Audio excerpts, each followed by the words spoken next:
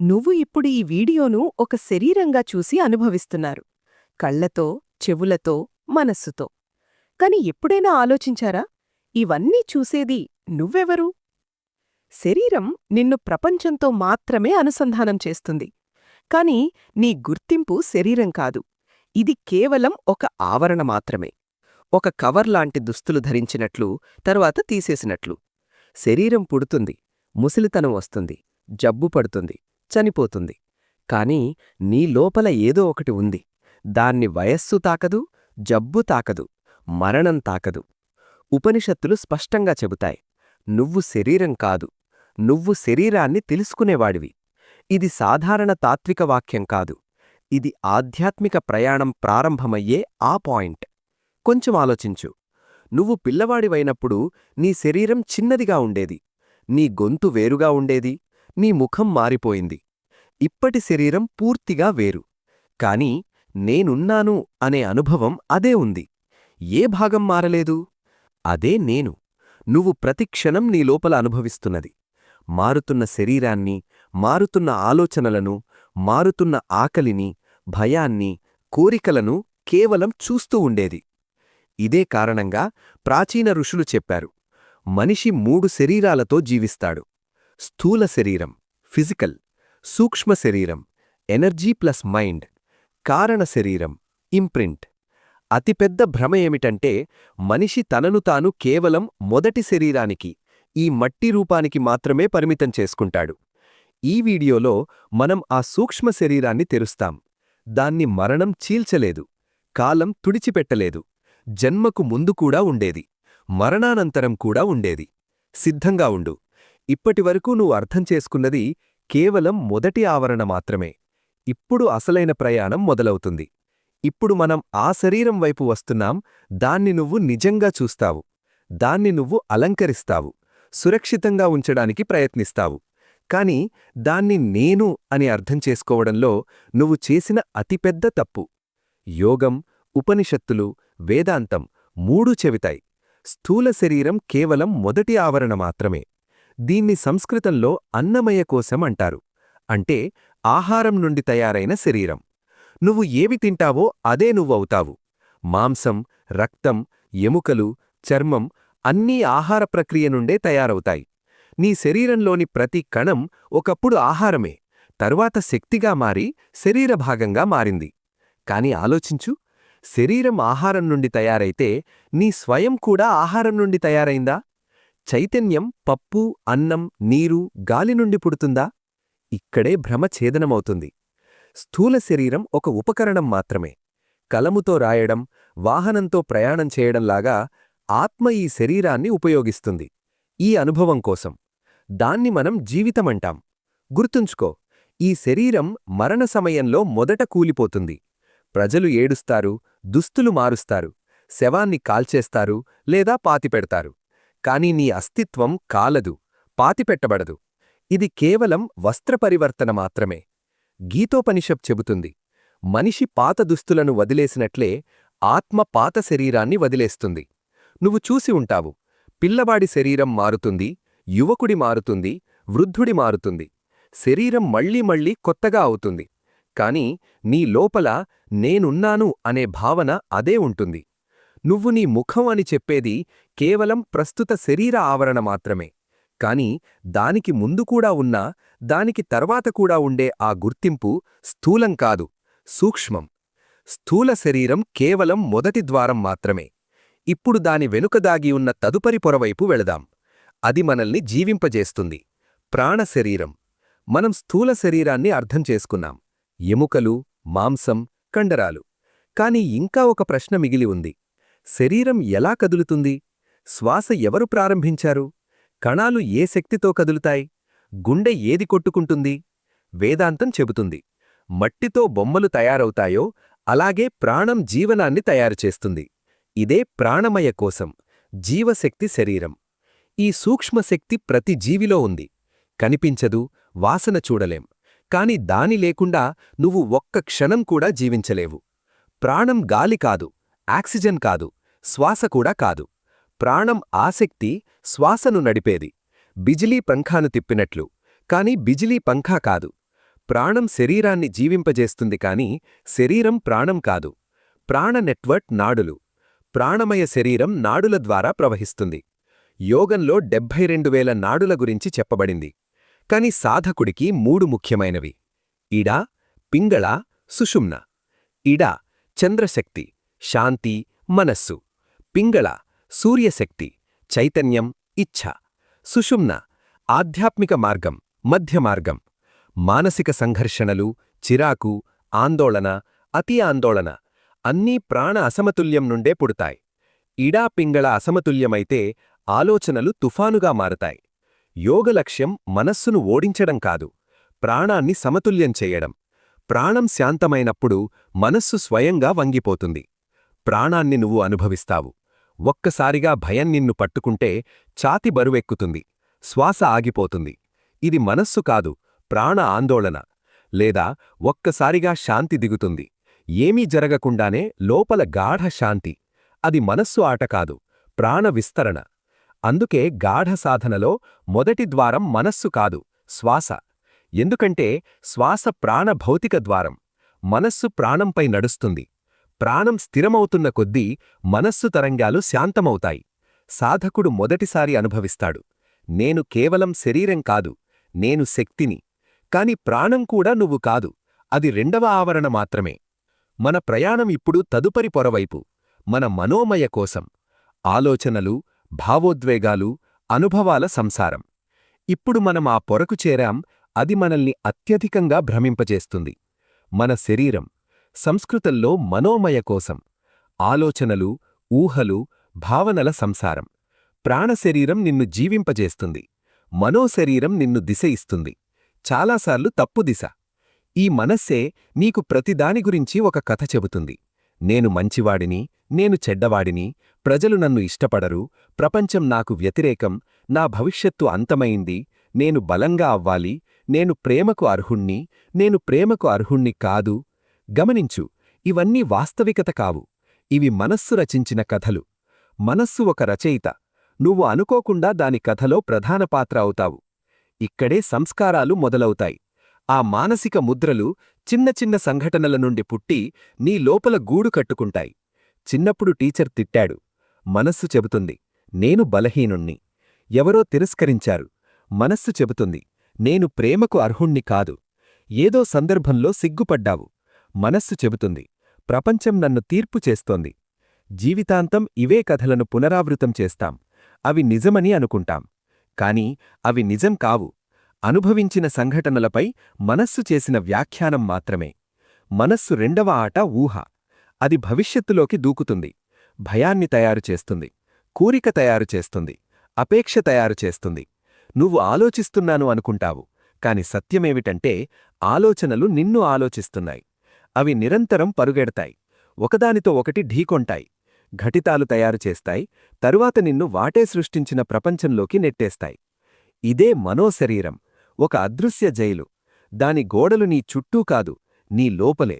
ఈ ఖైదిలో అత్యంత ఆసక్తికరమైన విషయమేమిటంటే గొలుసులు కనిపించవు.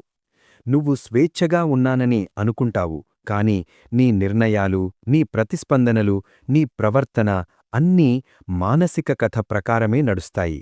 ఇదే కారణంగా ఋషులు చెప్పారు, మనస్సు ప్రపంచాన్ని సృష్టిస్తుంది, ప్రపంచం నిన్ను ఖైదీ చేయదు, నీ మనస్సు చేస్తుంది. కాని సాధకుడు ఇక్కడ ఆగడు. అతడు ప్రశ్నించడం మొదలుపెడతాడు, ఈ ఆలోచనలను ఎవరు చూస్తున్నారు? ఇక్కడే తదుపరి పొర తెరుచుకుంటుంది, విజ్ఞానమయ కోసం. బుద్ధి జాగృతమయ్యే చోటు, మనస్సు నుండి దూరం ఏర్పడే చోటు.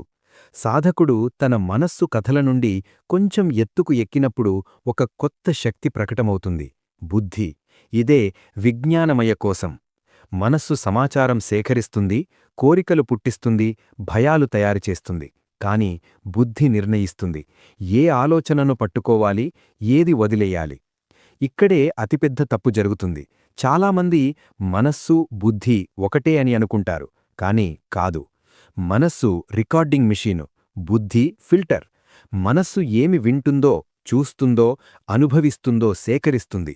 బుద్ధి లేచి చెబుతుంది, ఆపు, ఈ ఆలోచన నిజమా లేక భయం సృష్టించినదా? ఇదే వివేకం, ఆధ్యాత్మిక జీవితంలో మొదటి స్తంభం. ఇక్కడ ఒక అద్భుతమైన విషయం జరుగుతుంది. సాధకుడు మొదటిసారి మనస్సు బానిస నుండి మనస్సు గమనించేవాడిగా మారతాడు. అతడు లోపల చెబుతాడు, అవును, మనస్సు ఈ కథ తయారు చేస్తోంది, కాని నేను ఆ కథ కాదు, నేను చూసేవాడిని. ఈ విభజన ఆత్మ అవగాహనా ద్వారాన్ని తెరుస్తుంది. నువ్వు దుఃఖాన్ని చూసి ఇది దుఃఖం అంటే దుఃఖం నిన్ను తినేస్తుంది. కాని మనస్సు దుఃఖం తయారు చేస్తోంది అంటే వెంటనే శక్తి మారిపోతుంది. నువ్వు ఇక బాధితుడివి కాదు, ద్రష్టవు. అహంకార ఆట విజ్ఞానమయ కోసంపై మరో చాలా. అహంకారం బుద్ధిని ఆక్రమిస్తుంది, చెబుతుంది, నేను సరైనదాన్ని, నేను ప్రత్యేకమైనదాన్ని, నా ఆలోచనే అంతిమం. ఇక్కడే సాధకుడు లోతుగా పడిపోతాడు. గుర్తుంచుకో, బుద్ధి ఉన్నతమైనది, అహంకారం ఒక పరాన్నజీవి. బుద్ధి శక్తి నుండే తన బలం తీసుకుంటుంది. అందుకే వివేకం అభ్యాసం చేసేవాడు అహంకారాన్ని నెమ్మదిగా కరిగించేస్తాడు. విజ్ఞానమయ కోసం అదే బిందువు. జీవితం హఠాత్తుగా తేలికవుతుంది. అనవసర గొడవలు లేవు, భావోద్వేగ ప్రతిస్పందనలు లేవు, మనస్సు కథల వెనక్కి పరుగెత్తడం లేదు. ఇక్కడి నుండి సాధకుడు మూడవ కన్నుతో చూడడం మొదలుపెడతాడు. అతడు లోపల శాంతంగా ఉంటాడు. ప్రతి ఆలోచనను ఒక తెలపై నెమ్మదిగా తేలుతున్నట్లు చూస్తాడు. కాని ఇది చివరి పొర కాదు. దీని తర్వాత ఒక అదృశ్య ప్రాంతం వస్తుంది. ఆలోచనలు లేవు, నిర్ణయాలు లేవు, వ్యతిరేకత లేవు, కేవలం ఆనందం, ఆనందమయ కోసం. ఇప్పుడు మనం ఆ పర్వత శిఖరంపై చేరాం. వేదాంతం దాన్ని మనిషి అత్యంత సూక్ష్మ, అత్యంత సున్నిత ఆవరణ అంటుంది. ఆనందమయ కోసం. ఇది బాధ, భయం, కోరికలతో తయారైన శరీరం కాదు. ఇది కారణరహిత శాంతితో తయారవుతుంది. ప్రపంచం సంతోషం కోసం వెతుకుతుంది. కాని గమనించు, సంతోషం ఎప్పుడూ కారణంతో ముడిపడి ఉంటుంది. ఎవరో మెచ్చుకున్నారు, సంతోషం. విజయం వచ్చింది, సంతోషం. కోరిక తీరింది, సంతోషం. కాని కారణం తప్పిన వెంటనే సంతోషం పగిలిపోతుంది. సంతోషం సంఘటన ఆధారితం, ఆనందం అస్తిత్వ ఆధారితం. ఆనంద అవస్థలో నువ్వు పూర్తిగా జాగృతంగా ఉంటావు. మనస్సు నిశ్శబ్దం, కాని చైతన్యం ప్రజ్వలితం. ఇదే యోగంలో ఆత్మానుభూతి మొదటి రుచి. ప్రేమ కాదు, కరుణ. ఆనందం ప్రేమ కాదు. ప్రేమ కూడా ఏదో వస్తువుతో ముడిపడి ఉంటుంది. వ్యక్తి, స్మృతి, ఆశ. ఆనందం ఎవరితో ముడిపడదు, లోపలి నుండి ఉద్భవిస్తుంది.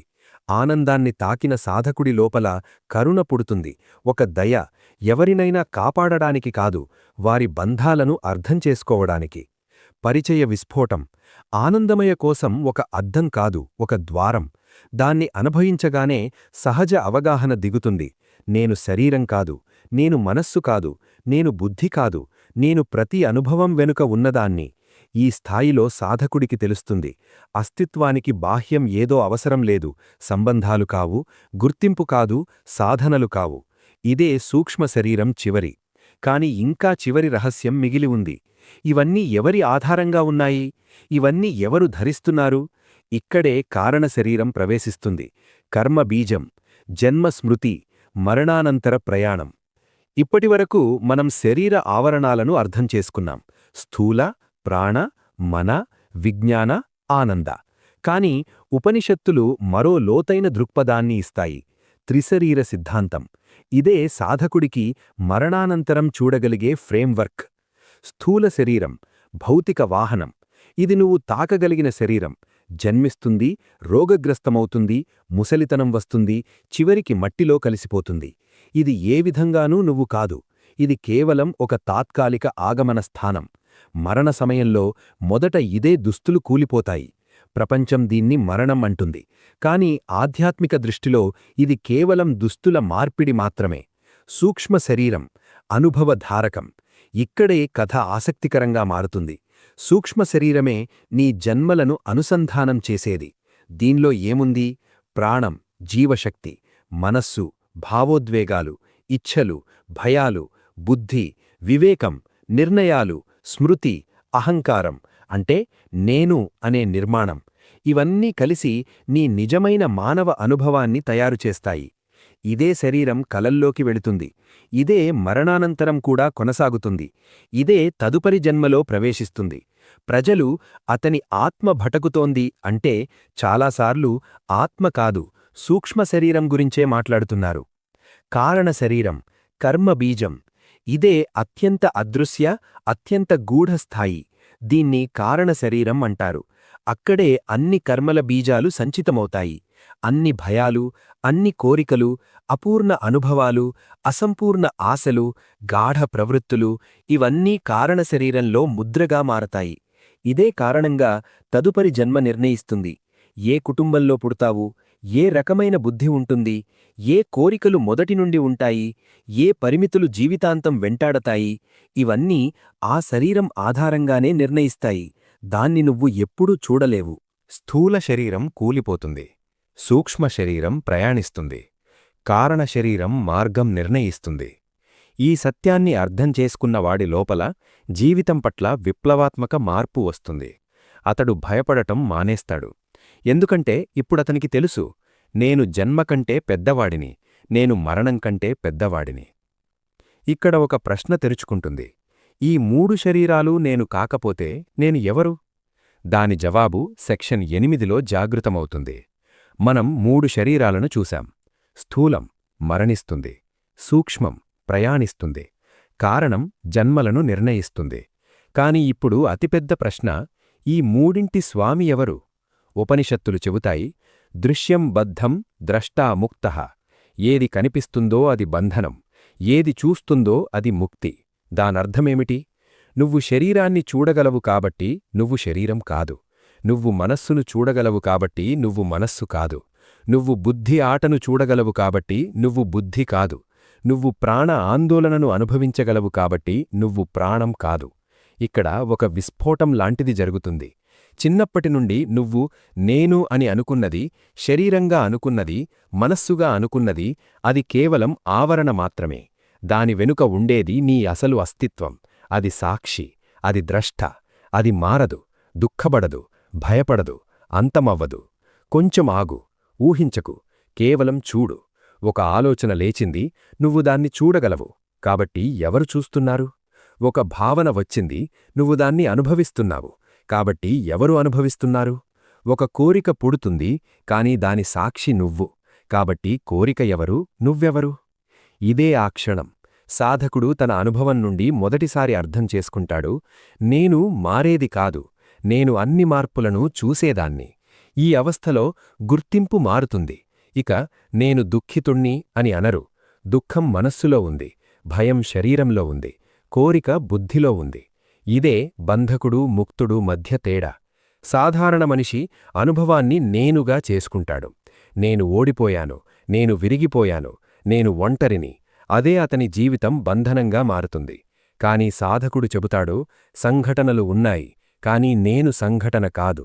ఈ అవగాహన స్థిరమవుతున్న కొద్దీ జీవితంలో శాంత విప్లవం వస్తుంది. ఇక బాహ్య శక్తి లేదు, భయం లేదు, గుర్తింపు లేదు, కేవలం ఒక శాంత సజగ అస్తిత్వం. ఇప్పుడు మనం ఈ మొత్తం ప్రయాణం చివరి ద్వారంపై నిలబడి ఉన్నాం. మనం శరీర ఆవరణాలను చూశాం, స్థూల, సూక్ష్మ, కారణ. మనం మనస్సు, ప్రాణం, బుద్ధిని అర్థం చేసుకున్నాం, ఆనందాన్ని తాకాం.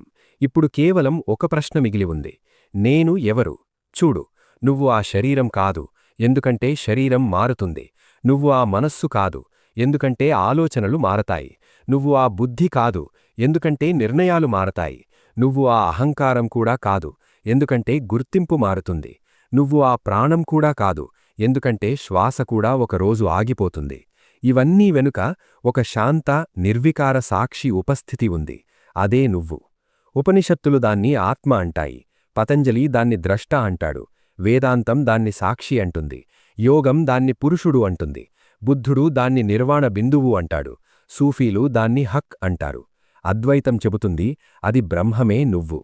నువ్వు జీవితాన్ని జీవిస్తున్నానని అనుకుంటావు, కాని వాస్తవంలో జీవితం నీ ముందు పెరుచుకుంటోంది. ఒక నది ప్రవహిస్తున్నట్లు, నువ్వు ఒడ్డున కూర్చొని చూస్తున్నట్లు.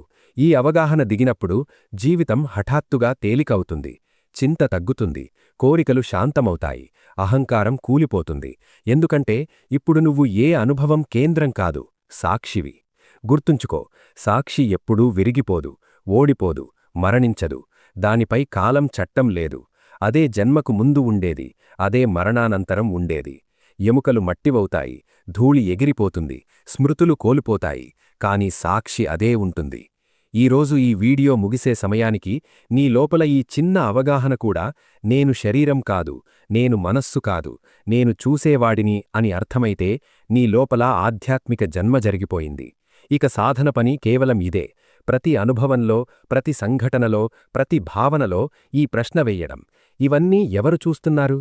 ఈ ప్రశ్నకు జవాబు ఏ పుస్తకంలో దొరకదు, ఏ గురువు మాటల్లో దొరకదు. ఆ జవాబు నీ లోపలే దొరుకుతుంది, మౌనంలో, ధ్యానంలో, లీనమవ్వడంలో. ఓం.